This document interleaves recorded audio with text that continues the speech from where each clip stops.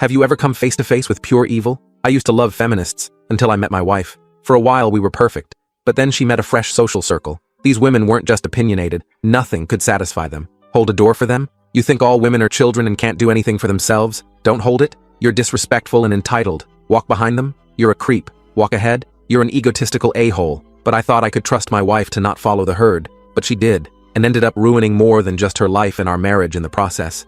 And it all started with a simple few arguments here and there. I'd leave my plates in the sink after a 14-hour shift, and suddenly, I was the reason for every abuser that wasn't convicted. Or if I started helping with our kids' homework, she'd pull me aside and tell me I'm inherently problematic, and my mansplaining just proves it. The warm, loving woman I married seemed to be vanishing before my eyes, replaced by someone cold and antagonistic. About then, an awful gut feeling washed over me, because I was playing video games with my son and went to high-five him, but then my stomach turned, because he flinched. I immediately noticed and talked to my wife about it, and she told me I had a fragile male ego. Her reasoning was that our son wasn't actually flinching. I was just lying to myself to make myself feel stronger and more powerful than her, because I was insecure. So yeah, pretty confusing, and not at all reassuring. So from then on, I made sure to pay extra close attention to our daughter and son. Every day I watched as they slowly became less and less like their energetic selves, and more timid. My son even started wetting the bed at night. Well, I cared endlessly more about our kids' well-being than the state of my marriage.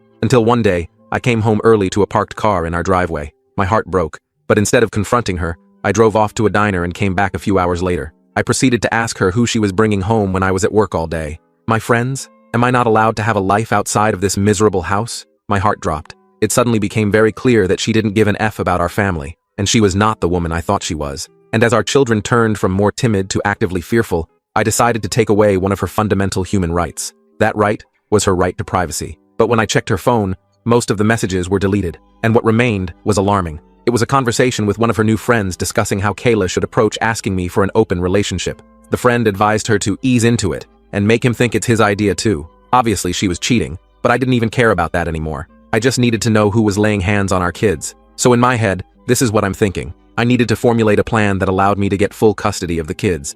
But since there was no prenup, I had to make sure I was left with enough that would still allow me to be a good father. So when Kayla casually brought up the idea of open relationships over breakfast, like it was just a random thought that had occurred to her, I was prepared. I had my phone recording in my pocket. She stirred her oatmeal nonchalantly. So I was reading about these couples who have open relationships. What do you think about that concept? I didn't yell. I didn't scream. Instead, I looked her straight in the eyes and asked with a clenched jaw, "Who is he?" Her cocky demeanor vanished instantly, like a mask sliding off. "What do you mean?" she stammered. But I wasn't falling for her innocence anymore. I couldn't finish the full story in this short video. To watch the rest of it unfold, click the link below.